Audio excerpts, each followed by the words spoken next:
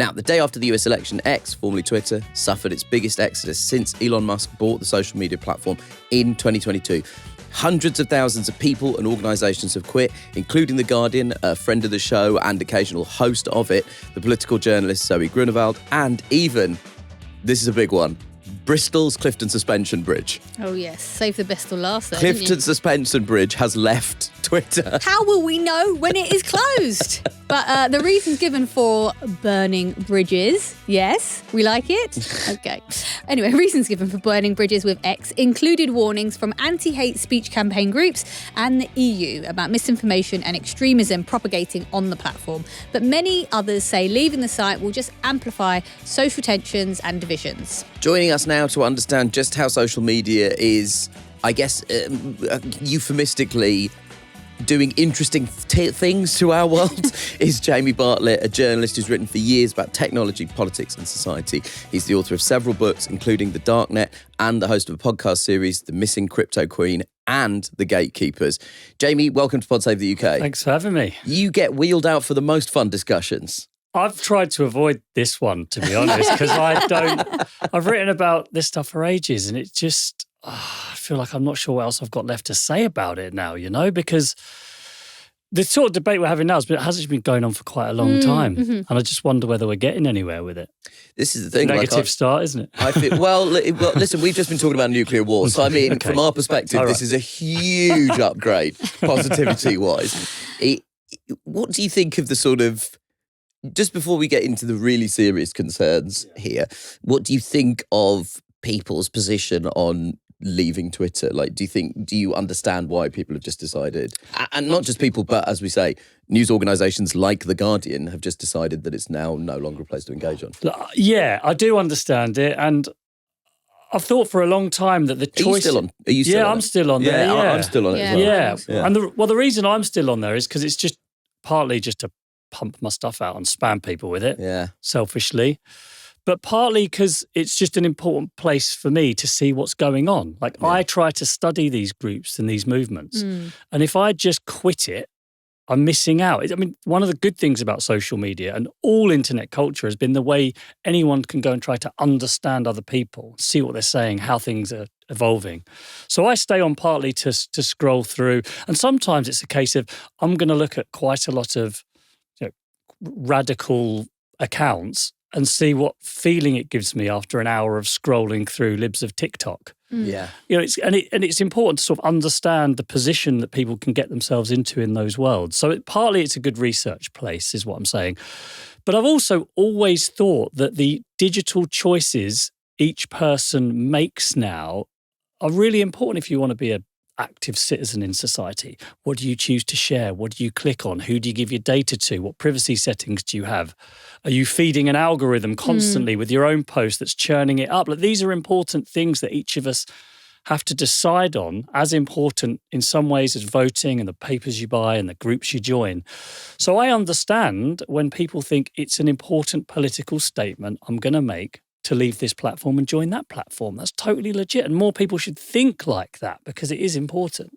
I guess the thing that I've been wrestling with is, I've heard a lot of people say, I'm not going to abandon a site like X, Twitter, that has so many users to the far right. I'm not going to abandon it. Like, if anything, there needs to be more progressives on there pushing back on this stuff. But my concern is when we describe that as a sort of arena, it makes it seem like it's fair, like it's a level playing ground. And my feeling about it is that the algorithms favour the far right and favour certain ideas. So it's not like, if more of us shout back, then that will be helpful because we have our mics turned off, if that makes sense. Well, yes, but I think more fundamentally as well, I think that position is based on a premise, which is there is just an open marketplace of ideas. Yeah. We'll go on there and argue and debate and it'll be useful and valuable. But forget X and algorithmic bias one way or the other for a second. I'm not sure whether the entire structure of digital communications actually helps create an open marketplace of ideas. Like, there's just been so much research about how hard it is to get two opposing people in a room to discuss things and see each other's perspective. That's hard when you're in a room with people for hours. When you're blasting out, 280 character missives at each other, or you're just seeing snippets of an argument that's been cut up and edited, it's almost impossible to sort of create a really valuable, useful, open marketplace of ideas. And you could, yes, maybe there is currently, because since Elon Musk has taken over, a sort of algorithmic bias towards a particular position. But I think just beyond that, it's a noise, it's a machine that we're just all churning sort of voice into, and it's not actually constructive or helpful. I think what you both said is such an important thing. And I think it comes back to this idea of you saying you're in favour of people not necessarily leaving, but at least thinking, because I think there's been too little critical engagement around social networking platforms. And there has been this tendency to see them as, I mean, Musk referred to it, and he's not the person who originated this phrase, but he did refer to it as a town square. Yeah. And what I would say is, let's try and think through the possibilities of a town square. You've never been in a town square where everybody's just screaming at the same time, and exactly. Also, the town square is and has always been a private company. It wasn't open source software. It was software developed by a private company that has always been owned by somebody. I mean, now we're talking about it in the era of it being owned by potentially a kind of bad actor in a political sense. But it is about, we've all, and I include myself in this as much as anybody else, failed to engage with these platforms critically, and we failed to appreciate that they are sort of for-profit companies. Yeah. I mean, can you just give us a summary? We've fed them. I mean, we have fed them for years, haven't we? Yeah. And we all did a pact really with them that we're going to get loads of free software, free amazingly useful communications platforms, without thinking, what are we giving up in return for this? Oh, it's vast amounts of our data. Yeah. So algorithms can be built which can tailor messages to people and be sold to massive advertising companies and political parties. And we're all a little bit, people have been raising the alarm about this for a long time, but we weren't really paying much attention. And there were some studies that would show, like, Google or others were actually quite biased the other way years before with the sort of search returns that they would give. And so it's not just a right-wing or a left-wing problem. And it is useful now that people are starting to think about this and sort of ponder, wow, what have we actually created here? And I think that was the original sin of all social media platforms. A simple idea that if you just connect people, the world will be a better place. Yeah. You just connect people so everyone can talk. We'll have this wonderful, open, free exchange of ideas. And that was kind of naive, really. Yeah. And I think what we have created is not just the sort of an age of private companies controlling the public square in an opaque way that we don't really understand. And that's part of the problem. Like, we don't really know what levels of censorship or sort of control there really is. It's an age of total confusion. You are just overwhelmed with information constantly. And I prefer to see it that way than saying, oh, it's biased this way or that. I think we are all just struggling with the sheer volume of information we receive all the time. And it's making us struggle to make sense of it. And when that happens, we fall back on more emotional sort of heuristic ways of, oh, these guys are in my tribe, these guys are the enemy. Like, this is my team and that's your team, because I cannot make sense of the noise. It's too much. The idea that you said about what we thought social media was, I mean, that was the premise of the internet. But obviously, famously, Tim Berners-Lee, as he developed the tools that allowed these connections to take place, Tim Berners-Lee didn't invent a private company to then take ownership of it. He essentially gave all of the information to the world. Mark Zuckerberg didn't do that with Facebook. Jack Dorsey didn't do that with Twitter. They maintained these kind of existences as private companies. And now I just feel like Tim Berners-Lee is like Cillian Murphy at the end of Oppenheimer, just sort of staring into the darkness. Well, he's the guy I feel sorry for more than anyone else. But he has been pushing the sort of more open source. Yeah. You need to take control of your own data. There should be new forms of social media platforms that are more decentralized, so it's not all held by one company. You know, your data is valuable, and that's the kind of conscious decisions. I mean, I was naive as well, because a few years ago I was saying everyone should join open source, decentralized networks rather than these big private companies. But it's very hard very hard for a decentralized open source social media platform to be anywhere near as good, as convenient, as well designed, as secure as the ones that have got billions of dollars being pumped into them all the time. I honestly think that I'm stuck in the past, because whenever I have conversations like this, I always just think, convenience is great, but like, is it that good? Do you know what I mean? Like, I don't mind if it's like 4 extra clicks. Friction. That doesn't bother me. This is a big problem, because this is also a problem about how easy it is for us to get scammed all the time, which is one of the great scourges of the modern internet, obviously. I don't think we even have an idea how bad this is, how often we're getting scammed, and it's because it's so easy for us to click a few things, send over vast amounts of money or whatever it is, or click on a link and we've given a hacker access to our lives and our company. Because the whole purpose of social media and the internet is a reduction of friction. Make things as easy and as convenient as possible. That's why you're increasingly going to be able to just, mouth into a telephone, like, order me a thing and get it sent to me, and like write me an article about such and such, and a machine will do it for you. Yeah. Friction being reduced constantly, convenience. And why is that so good? Why is convenience so wonderful? Well, because the idea is that if you take out all the drudgery in life, that you can use your time for better things, for philosophical pursuits, for art, for nature, for love, for family. But that's not what people are doing. They're just spending more time buying stupid shit.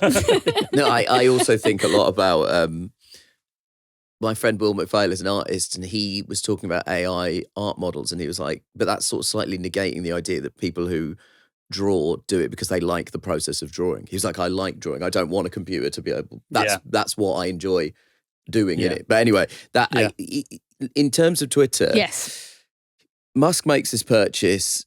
Now Trump's won the election. Musk is now the sort of head of a department who's been created and for him essentially, and the acronym is the same as his fucking cryptocurrency. Not his cryptocurrency. It's not his cryptocurrency. Doge. A cryptocurrency that he may or may not have some, not necessarily financial stake in, but some financial interest in the success of. But so now, do you think that this has validated his decision to buy Twitter? Because obviously he bought it for $44 billion, I think. And then, which even at the time, most reasonable financial analysts said was an overvaluation of it. Is it possible for us to measure whether that had a discernible impact on the US election? That we'll be studying that for a long time, I think. Yeah. Because some people say it was a $44 billion influence operation. Yeah. So and a few different things had gone slightly differently. The election could have swung the other way, and we'd be saying, what a colossal waste of money. So I'm not really sure what. I think what's important to remember is vast amounts of the, I've struggled to give it the term, like alternative right, the anti-establishment right, the MAGA right, whatever you want to call it, has over the past several years come to believe in what you could call a kind of machine, a left-leaning liberal bureaucracy that controls social media, controls most of the, as they would say, the legacy press, has consistently censored and controlled and silenced conservative voices, all in cahoots with each other. And as a result, this is Musk's sort of attempt to overturn that, to overthrow the machine, which is why I think they're so hyped up about this win. This is more than just an election victory. This is changing the direction of censorship and control. And what is interesting about this, I think, is the evolution of censorship on social media. Because none of the social media gurus, the big guys, the Zuckerbergs and now the Musks, but the Jack Dorseys, ever wanted to get involved in censoring what we said. The vision was always like, we don't want to have like content moderation teams. We don't want to deal with that, because as soon as you do, you start getting into really thorny issues about what's harmful, what's illegal. Like, let's just let it rip. And then as more and more problems started coming up, 2006, 7, 8, 9, 10, they were like, oh, maybe we should take off the neo-Nazis. Oh, maybe we should actually remove some of the explicit calls to violence. Maybe in Germany, we need to remove Holocaust denial. And it just got more and more control over what we saw. Also practically, like I met somebody a couple of weeks ago who was working on the child safety team in Twitter. And it's an awful thing to say, but in reality, without content moderation on internet websites, they become petri dishes for paedophiles. It would be flooded with pornography, legal and illegal. It would be just totally uncontrollable. So they were forced into getting more and more into the censorship business. Before Donald Trump's first win, they were then criticised for not having done enough to control some of the more radical, like fake news stories about the Pope endorses Trump and all of this stuff. So post his first win, all the big platforms they really amped up their censorship of information. Content moderation teams grew almost exponentially, which conservatives then started hating and saying, but you're controlling you're controlling the narrative. And this view came out that the machine is big business, it's big tech, it's big pharma, it's big everything against the little person, against the truth, against, and I think the problem was with things like COVID, the tech platforms were faced with very difficult decisions about COVID misinformation. There were some stories they censored and controlled and were under pressure to that they probably shouldn't have done. And it really fueled the fire. So that's, I think, in terms of Musk coming in, he says, that's all over. We're letting it rip. We're going back to the original vision. We have the Twitter files. We're going to release them all. But even though we should really, it's always worth reiterating with Musk that he has enthusiastically participated in censorship programs when he's been coerced into it by repressive dictatorships. I think specifically of the BBC documentary about Narendra Modi that he participated in active censorship of. So there have always been serious question marks. It's selective. It's free speech for some. Yeah, it's free speech as long as Elon's not scared of you, essentially. It's the free speech that has come from a view that the left in America is controlling everything. So it's particularly focused against re-energizing this machine, like I've explained, this kind of big, amorphous, fuzzy world that controls everything for a liberal agenda. Millions of people in America truly believe that, and that's why he's become such a folk hero to so many of them. And that might explain as well this, as some research has shown, a sort of a nudging towards pushing more, sort of algorithmically pushing more conservative voices in the build-up to the 2024 election. I mean, just on an anecdotal level, I muted Elon Musk some while ago because I just couldn't bear to see him on my exfeed, and he's in it. He's in it now. Well, He's taken. Are you on the For You tab, or are you on the Follow People I Follow tab? I'm on the For You tab. Yeah. So you're feeding the machine. You're being given what the algorithm wants, and they've probably decided that really secretly you want to see Elon Musk. Secretly, probably I do. because you hate it. Yeah. And but that's normally good for engagement because you're more likely to look at it and get riled up, and then look at another one and get riled up. The algorithm doesn't care whether you're clicking on something because you like it or you hate it. It just cares that you're clicking on it. But I'm not the only one that is being.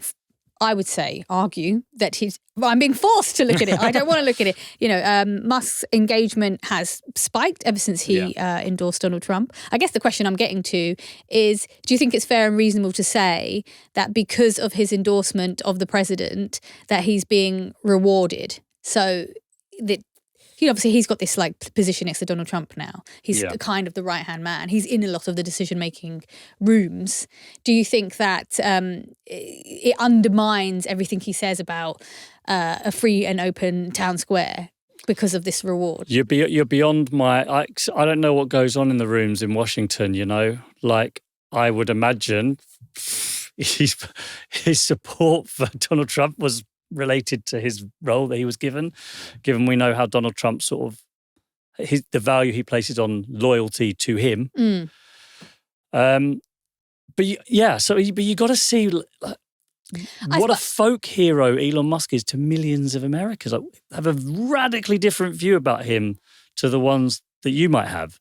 This is the man that put his reputation on the line and spent billions of dollars to bring us the truth and overthrow the machine. So let's focus on the UK. Social media's role in the UK's riots this August was massive. They were partly stirred by disinformation and inflammatory rhetoric. We had Musk calling Starmer two-tier Keir on X in reference to the conspiracy theory that the police were treating white far-right protesters more harshly than minority groups. And Nigel Farage claiming that the police were withholding the truth, a claim that he later said was delivered to him by Andrew Tate. So just this morning, as we record on Wednesday, 20th of November, we've heard that a Commons inquiry is summoning Elon Musk to testify about X's role in spreading misinformation, which is due to happen in the new year. What do you feel? What do you feel about the role X played in the riots, and also what are the actual realistic chances of Musk responding to this UK summons? Well, I mean, Elon Musk has a sort of strange interest in UK politics, doesn't he? I'm still trying to work it out, and I think we're slightly unfortunate.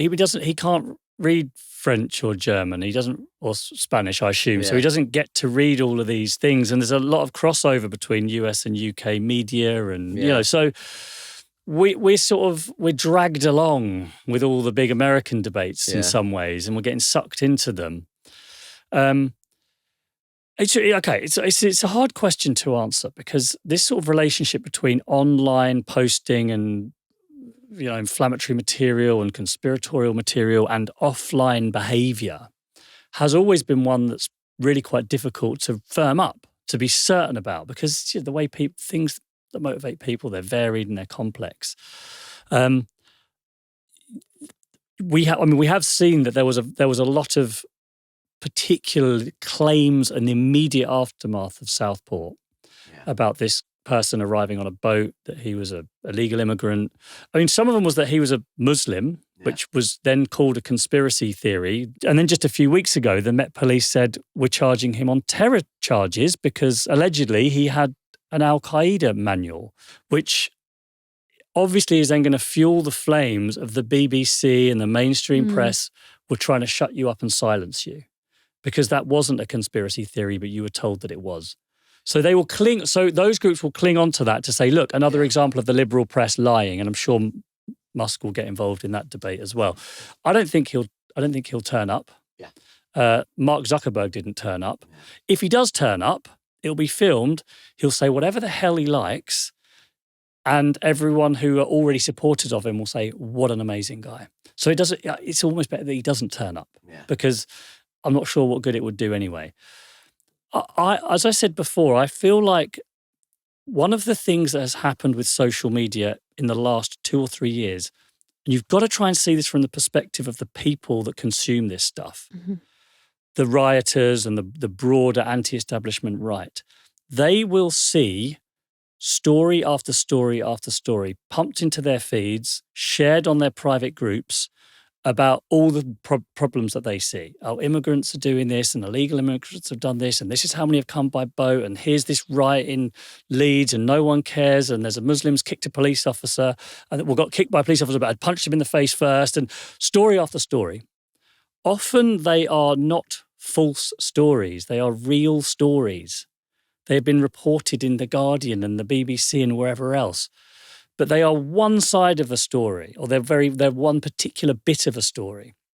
They've seen that stuff for years and years and years of the same thing. So they've absolutely got into their heads now that the left-leaning press is ignoring all of this, doesn't want to cover it, is lying, is part of this machine. And we're being lied to constantly. And civilization is under threat, and I've seen it again and again from the newspaper articles that I keep sharing and seeing, and no one else seems to care. And now we're just furious and we don't know what to do. But that's a sign that they've been radicalised. That's radicalisation, isn't it? Because if we were talking about... But the difficulty is, I totally agree. If we were talking about a bunch of people in the Middle East who had information pumped into their feed from ISIS videos and Al-Qaeda and years of bin Laden... and we'd be talking about that as radicalisation. But we are. But it's very often is the way that this is talked about. Radicalisation on these platforms. But the difficulty is, if you say that's fake news, that's lies, you're being brainwashed, they will say, but it's all been reported in the mainstream press. So you lot are the idiots. You lot are the people that don't understand what's really going on. Now, this, I think, is a wider thing that's been going on for a long time. And I think it has created a genuine feeling amongst some people that the whole of civilization is currently under siege, is at threat.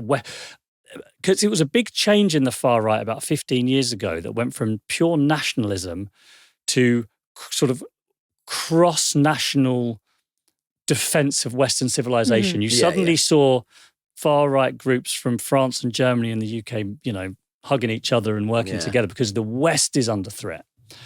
And that is what there's this pervasive sense that is going on, that the government has this double standards and hypocrisy, also fueled by a lot of the things that they see online. Now, I've studied groups like this for a long time, and I've always had a view that you've got to try to understand the perception people have of the world, whether you disagree with it or not. If a large number of people have this perception, why?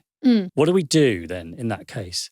If we just scream at them and say, you're all mad, I don't think it helps the perception. It sort of fuels it a little bit. So, yes, social media clearly played a massive role. I don't think it was just a few bits of misinformation circulating in the immediate aftermath. I think it's the culmination of years of how the media ecosystem has fundamentally changed in terms of what we see. But doesn't a lot of this go back to the kind of the sort of original sin of a lot of this is allowing social media companies to not be treated from a legal perspective as publishers?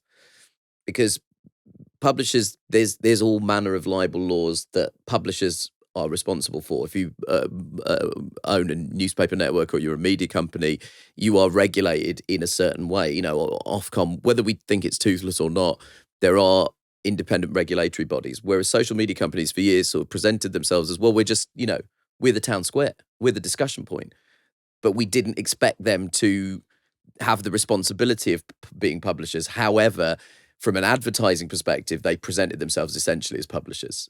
And so they were able to make the revenue without, this is the Section 230 protection that social media platforms have. The person that's publishing, like the platform that publishes, is not considered the publisher. It is the person who posts it. Yeah. And one of the reasons for that was, it's actually quite a long and interesting story that I won't go into, but it came out from some quite interesting discussions about how you should deal with this, because it's not really obvious. They would see themselves back in those days. This all happened in the 90s. This was before social media. Yeah. It was like people posting on blog sites, and then the blog being, or like review sites, and then the review site being legally responsible for what some anonymous blogger had written. And the thinking at the time was every social platform, every public internet platform that has an option for people to contribute to will be sued out of existence immediately, and the industry will die. Mm-hmm. So they put this piece of legislation in place in the 90s. Al Gore particularly drove it, with no conception of where it was going to lead up, where it was going to end.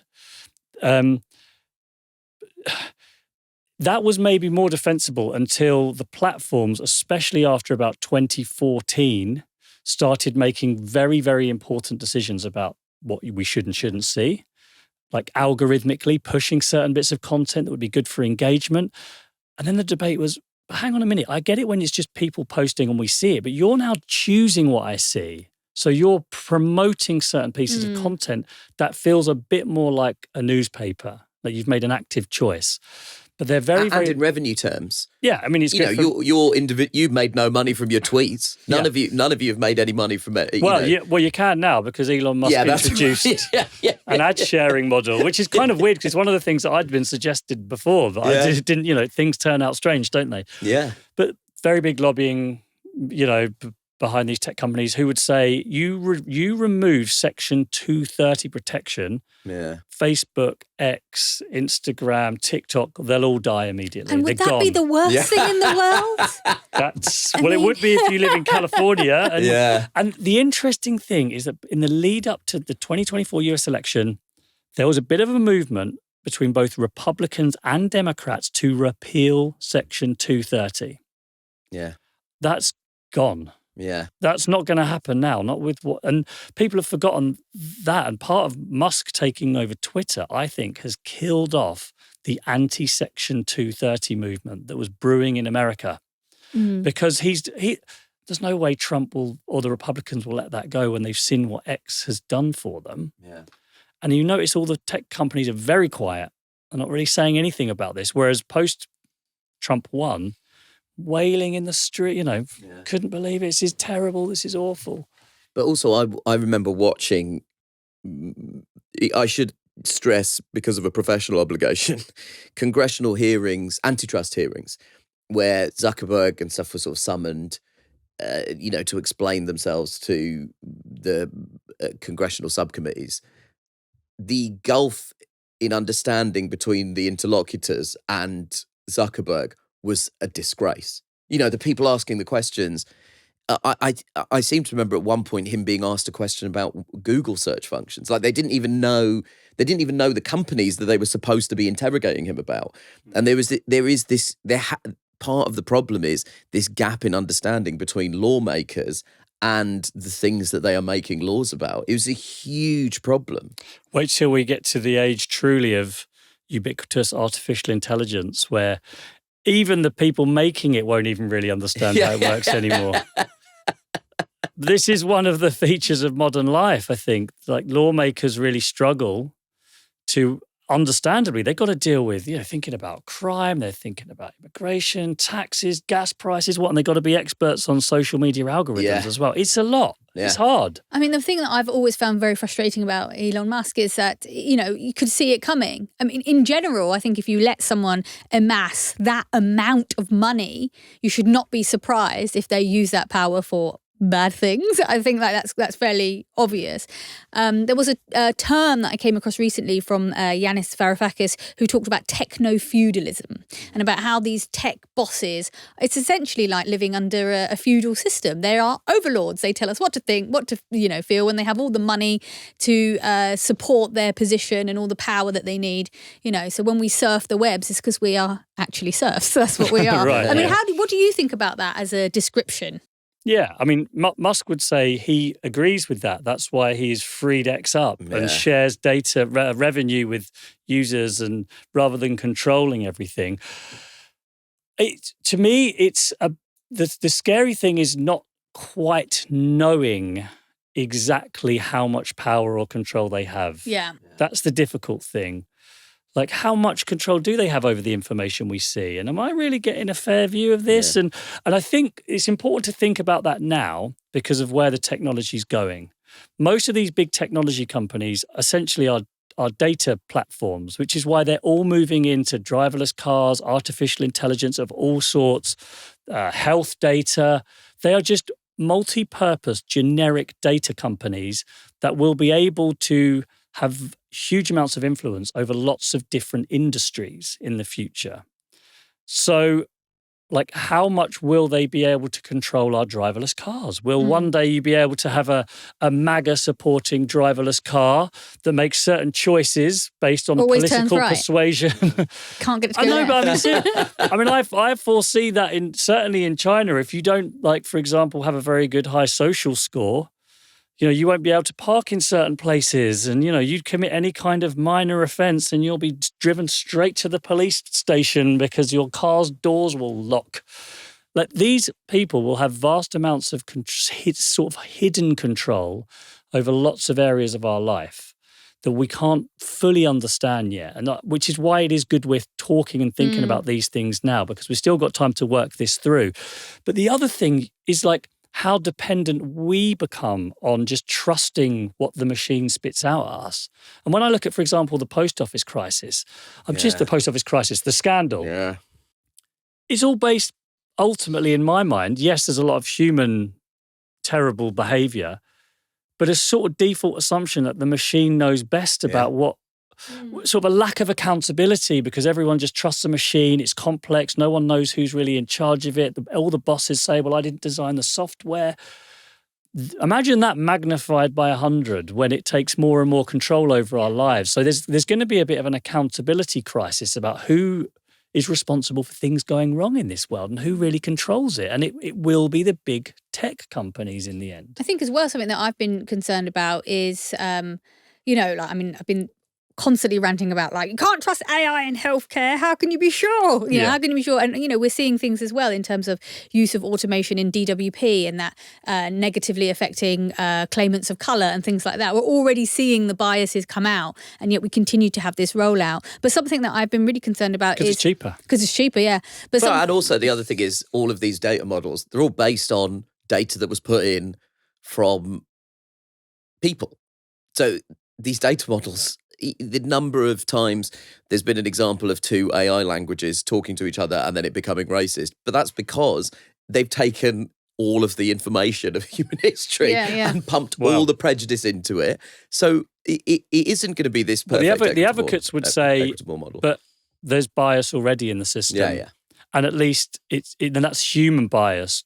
At least this is maybe, you know, a machine bias. But the question is, what's worse, or what can you understand? But humans more? don't trust other humans, so they check their work. They don't check the machines. That's the thing. That's why skepticism really matters when models are spat out or algorithms give you certain bits of content. And you've got to also think about that yourself sometimes when you go online and you see stories and you're like, oh yeah, God, I knew it. Oh yeah, those people I disagree with, they're such idiots, aren't they? Look, God, this story so proves that. You've got to think, am I also being fed this because to my preconceptions as well?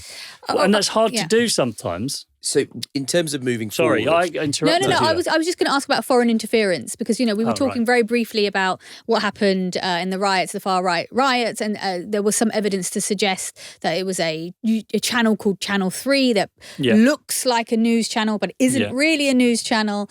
I know the term fake news is you know, problematic, but I think people use that in regards to this. Is that something that we should also be concerned more about? That this infrastructure can be used by other countries to influence our elections, to influence our policies. And am I right in thinking that there has been a number of case studies where this has happened? Yes, but don't think it is simply a case of sort of far right, you know, encouraging the far right through fake news. We got to remember in the 2016 election is that Russia was pushing out stories of, you know, the Internet Research Agency that was sort of Kremlin-backed, was pushing out stories and promoting groups that were both Clinton and Trump supporters. They'd be creating fake Black Lives Matter groups who'd be posting quite inflammatory things and pushing that to Trump supporters, saying, look at these. So the Trump supporters would get wound up. Look at these nutters. And then there were people on the left that were sort of supporting those groups. And the idea was just to create an anger and frustration to divide people. And they would do it by pushing sort of left-wing narratives and right-wing narratives, which is why I said it's important to question yourself. Am I being manipulated? Am I really sure that my psychology isn't being slightly hacked here and I'm getting more and more annoyed with my political opponents? Because we do all suffer from this. And it's easy to always think it's just the other side that does it. And the most effective form of fake news is not pushing entirely fake stories. It is amplifying true stories to the right audience. It will be taking something that's really happened and just pushing it at you over and over and over again, which is more sinister and more difficult. And that is one of the reasons why Twitter, before Musk bought it, started deleting true news stories sometimes on their platforms, because they could see there was a coordinated effort from, for example, Russian-backed groups to use those true stories using a kind of artificial network of people, fake users, if you like, to sort of interfere with the US election. But then obviously the critics were like, you're deleting truth. Yeah. And they got themselves in a real tangle with this. But that is the nature of a lot of fake news, in inverted commas. It's true news being pushed and promoted and amplified and sometimes exaggerated, which is why it's often about psychology, really, and understanding psychology rather than just whether a news platform is fake or not. But if we take it back to the summer in the UK and with some of the riot stuff, part of the reason there wasn't a huge amount of reporting about it is simply because there are legal reporting restrictions that apply to legacy media or mainstream media, whatever term you want to use to them, you're buying it, you're using the language. It influences you in subtle ways. The legacy media. But the reality is that, there are legal systems in place that mean that you can't name a suspect if they're under 18. This is a massive problem. Also, even speculating on, where he was from, we now can talk about the fact that he was charged with terrorism offences. But the only reason we haven't been able to do that is because they're waiting for evidence to come to light. Yeah. And there are some respect for due process that we probably need to have. But social networking, social media companies don't have any obligation to respect those kind of. I think this is a massive problem that I don't know the mainstream, the established press, the respectable press. I mean, if we want to be less pejorative about it, let's call it the regulated press. Regulated press. I like that. I can go for the regulated press. Yeah, and essentially social media is effectively the unregulated press, effectively. Let me give you, I think this is a really big problem, and it's not just about not being able to report because of legal restrictions. It's also the speed it can take the regulated press to cover something effectively. Yeah. So in the case of the Donald Trump assassination attempt, the first one, the sort of the main one, the ear thing, CNN was clearly had a good suspicion of what was going on. Yeah. And they were almost certainly waiting for confirmation from the FBI or someone in the Department of Justice to tell them, yes, we think this was an assassination attempt. So they would have headlines up for hours saying, shots heard at Trump rally. Whereas on X and elsewhere, everyone was posting, they're trying to kill Trump. Yeah. Trump's been assassinated. There's an assassination attempt on Trump. CNN is too afraid to... CNN doesn't want you to know the truth. Yeah. CNN is trying to cover it up. Yeah. And even Elon Musk was adding to that. He was sharing memes about how CNN would cover the Kennedy assassination. Yeah. But they were clearly just trying to figure out what the hell was going on and wait for official confirmation. But it was very widely seen in those Republican circles that this was the machine in action. This was the mainstream press, once again, the legacy media, trying to control the narrative. And obviously, I've done a lot of work with the BBC, with Cryptoqueen podcast and other stuff. And I see it all the time. They're like those... the sort of, I don't know what you call them, the fighting, the rioting in Amsterdam a couple of weeks ago where some Jewish football fans were being attacked. Mm. The BBC was, I think, trying to figure out what on earth was going on, trying to make sure what they put out was really trustworthy. And having been through the legal and editorial process at the BBC many times, as I'm sure you have, it takes a long time. All the while, why isn't the BBC reporting on the pogroms in Amsterdam? Yeah. And so I do think with legal restrictions, there's not much you can do. Mm. Yeah. The speed of reporting, there probably is something you can do. I think we've got the regulated press has to get quicker because it's fueling this idea that only on X and Facebook and TikTok will you get the truth. Yeah. Can I ask you just a kind of away from the news, just about our human interaction that we have? When you were talking about libs of TikTok and all the, you see all the pictures of liberal tears or whatever you want to see. Yeah, the liberal tear. I think this is a massive phenomenon. I feel like, and maybe I can't quite work it out, but I wonder if, I think about a society, and as a society, I feel like, apologies for me being all hippie about it, but, we all owe each other something to each other to make this society function. And even if we disagree, you have to sort of not want those people to be in pain and be suffering, in order to make this mess work. And I often wonder if social media and its kind of nastiness is making us nasty in real life. We just want to see the other guys lose rather than collectively be a bit better. Yeah. And I can't work out if that's social media or cheap cocaine that's flooding Britain or COVID. I can't work out what happened. Ultra-processed food, maybe. I can't work out. But we all seem to be a lot nastier to each other. I just wondered if in your reporting... Are we? Or does it seem that we are when we look online at each other? No, I mean in real life. Oh, you think we are nastier in real life? Yeah. Well, you see the signs on the tube. Don't attack our staff. Yeah. Do not offend. Why would we have these signs unless there'd not been an uptick in aggression? For example, if you look at King's College did a really interesting survey that came out last year, showed that the UK has become significantly more pro-immigration than 10 years ago. Yeah. More willing to accept, much happier, and actually one of the highest in the whole of Europe, of being happy to have immigrants living next door, think immigration plays a key economic, cultural role in society. It's gone up. Now, there was a bit of a downturn in the last 12 months, and there's probably lots of different reasons, but we're sort of more pro-immigration than we were 10 years ago. But we are rooted to medical receptionists.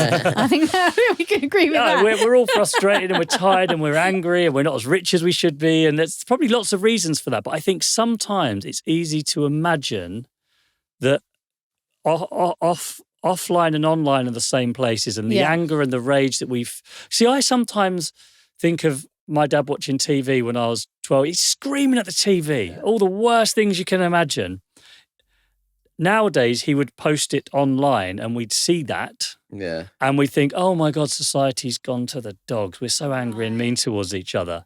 Because it doesn't feel like a big thing when you're posting stuff online. So there is a bit of like a perception based on the media we see isn't necessarily in line with the reality in the offline world that we see. No, and I also think there's two like other enormous macro conversations that we just do not have time to get into, and one is we're all poor. No, yeah. We're all living yeah. in the consequences of post-2008 capitalism, where the entire economic system collapses, but there isn't any accountability for the people responsible, and instead we squeeze and concentrate money into an even smaller group of people, so that has knock-on effects for society. We're also living under an electoral system, both here and in the United States, where elections are won essentially on a very small, like, battleground states in the US and particular, swing voters in the United Kingdom.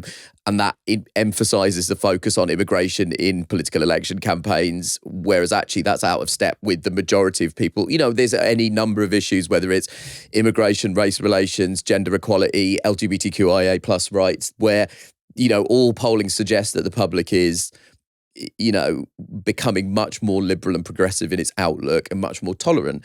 But because of the way our election systems are set up, it's very targeted voters that mean that it amplifies. If the idea that we're becoming more tolerant on immigration sits so far at odds with all of the last 3 or 4 general election campaigns that have all seemingly centered around stopping the boats or smashing the gang. I think there are also 2 huge elephants in the room, along with the third elephant. Yeah, and you can blame writing social a tweet media about how the other 2 elephants are twats. You can, and yeah, social media does. Sometimes every problem gets blamed on social media, but I think it has created a more tribal form of politics, even as we've become more generally tolerant on certain things, and that is partly the way that the open marketplace of ideas is short and snappy, argumentative. Yeah. There's a great tendency to nut pick, which is essentially taking the most extreme version of your opponent's views and then presenting them as normal. Algorithms do push. See, there's this idea that in a social media world, you always and only see views that agree with your own. But I think more common is actually seeing the most extreme version of the view you disagree with. Yeah. And that's pushed on you. And that used to be called nut picking. It's now just engagement-based algorithms throwing things at you that will kind of annoy you, which gives you a warped view of the other side. You'll think that the other side's more extreme than they are, and that all of them are mad and crazy, and it just drives you apart. And I think that kind of explains the liberal tears phenomenon. But I think the right in the US has been very good at using, and social media has propelled this, in persuading a lot of voters that everyone who's a liberal, loves seeing trans women beat up women in a boxing ring, and they love open borders, and they just are obsessed with pronouns. Most of my liberal American friends, that's not really the things they care about at all. But that is how algorithms force you to see your opponents as more extreme than they are. And I think that is more truthful of what's going on than just, we're in an echo chamber of like-minded people. And my broader view on this, you can't blame social media for everything, but tribalism in politics is the natural state. It's always been around. I think representative democracy was designed, especially in the US, to keep that in check, to keep this sort of wild human tendency to tribalism in check.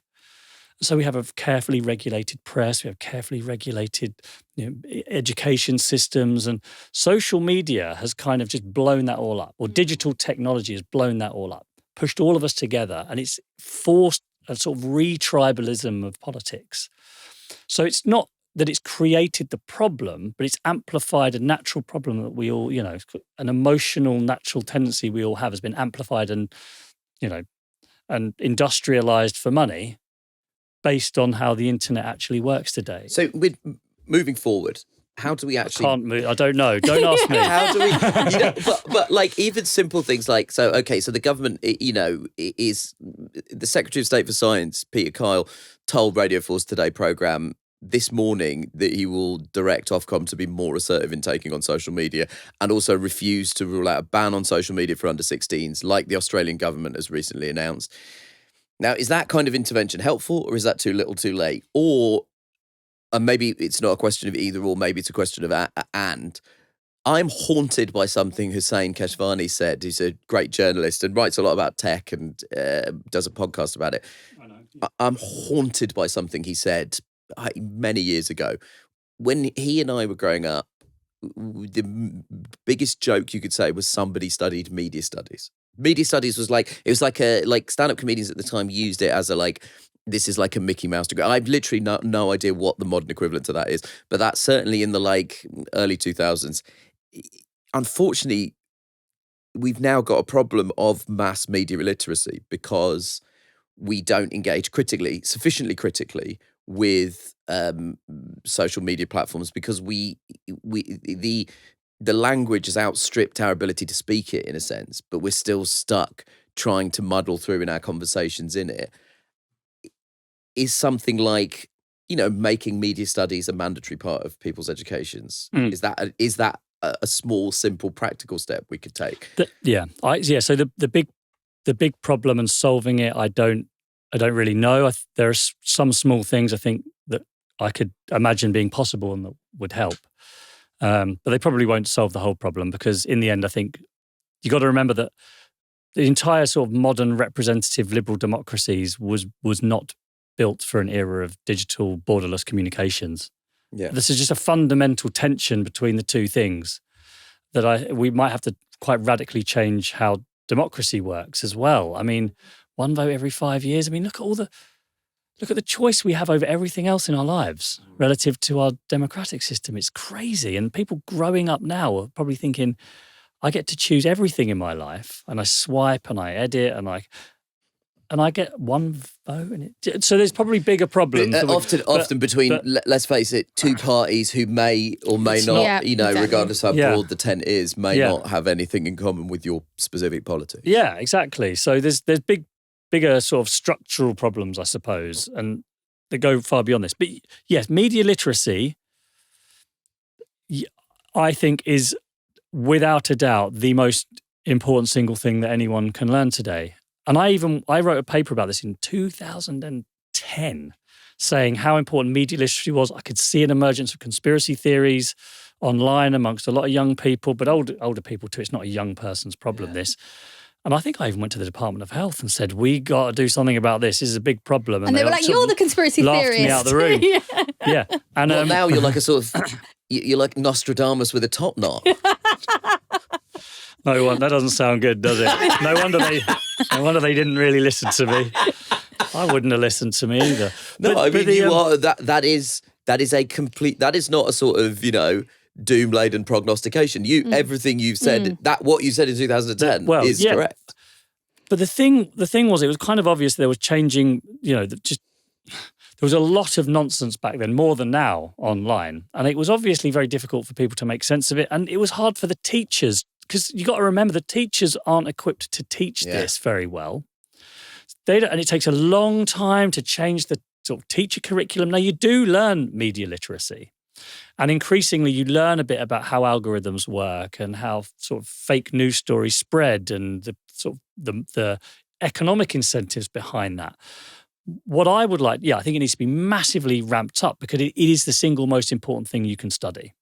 because you can get access to all information now. You don't need to learn it in school. What matters is how do you filter it and understand it. But too much of it, or not enough of it, I think, is about psychology. Like I said, most of this is hacking human cognitive biases, anchoring effects, fear of missing out, homophily, like birds of a feather tend to flock together, nut picking, why we tend to see the worst in our political opponent. We don't really teach that as part of media literacy. And I think that's really important.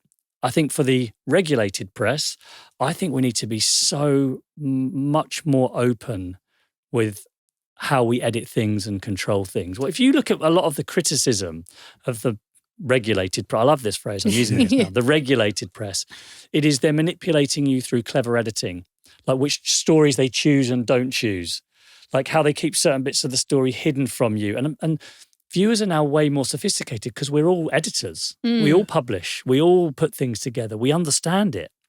And I think the BBC needs to be far more transparent about how it edits things and how all the edit... It really frustrates me. I sit through these editorial meetings and these legal meetings, and there's so much care and attention is taken, and money and thought goes into it, and no one knows about any of that. It's all sort of hidden away, and it's frustrating. I was subject to it for comedy shows. Yeah. Like we because it was comedy shows, there were comedy shows that I did that were about the news. We were still subject to very, very rigorous editorial checks and balances. And if you were saying something that was clearly a joke, a falsehood about a person that was clearly a joke, you had to be able to defend the idea that no one could conceivably think that it was real. And sometimes we would be frustrated by it, but at the same time, we appreciated the hell out of it. Yeah, it's rigorous, isn't it? And I mean, your point about like, also don't let your own kind of biases cloud this. Yeah, and don't think it's just the other guys, and it's just the other guy. idiots. Yeah. I mean, I'm just, and this idea that like the regulated press is somehow better. And perhaps this is a nice sort of light note to leave this interview on, but I saw a piece from the Daily Mail, I think it was last week, which was how British people are abandoning traditional sandwich fillings for woke fillings. And that is a member of the What is a woke filling? I don't know what it is. So, listen, we've all got problems. Yeah, and those problems have lasted a long time. So let's not pretend they're all new, right? No, I totally agree. And I think this idea that it's just the other guys is really important. I think we all have that. And I think sometimes understanding that perceptions really matter. You mentioned before about this conspiracy theory about two-tiered policing. And when Keir Starmer came out, talked about it, he said, that doesn't happen, so that's rubbish. Right, okay, I agree. But if large numbers of people start to wonder if that is true or not, and see clips where it looks online like there is two-tier policing, you've got to say, okay, a lot of you are thinking this, right, let's really look at this then. So I'm not just going to dismiss you and say you're mad. Yeah. I know that you've seen this over and over again, and I can see that you probably do now believe this, because that's how it looks when you clip up certain pictures of a riot or a demo. It can look really unfair because it's cleverly edited. Yeah. Let's actually think about this. I'm not going to dismiss you out of hand. Let's look at it properly. So there's some ways, I think, where the way we talk about this, we could probably be a bit more understanding about it, understanding that perceptions matter as well as reality. That's how I've always understood it. I mean, we're really lucky in this country. We have a Freedom of Information Act. We have mechanisms for greater transparency. Perhaps, actually, I think wherever you are on the spectrum, perhaps that's one thing we can agree on is better transparency and empowering people to know how to get the information that they desire, and also maybe being a bit patient. just wait more than 40 seconds before we can make a judgment. What is a woke sandwich? I'm sorry, I haven't listened to the last 2 minutes of this because I'm trying to think of what a woke sandwich I would consider is. myself a woke sandwich eater. Well, just because I'm woke and I like sandwiches, but that's mainly the reason. What would be in? My last sandwich was a cheese and pickle, and that's old school. Well, exactly, exactly. So I don't know what it would be. Hummus? I guess so. But you can get hummus at petrol stations now, and I know because I buy it. This is the problem with when you sort of create a cult or a perception of a culture war, everything gets sucked into it. Yeah. Everything. So sandwich fillings are now part of it, and everything. So we've got to de-escalate that. Yeah. Let's just all agree we like cheese and pickle. Let's get back to that and start from there. Yeah. Jamie, thank you so much for joining us on One Time UK. Thanks for having me.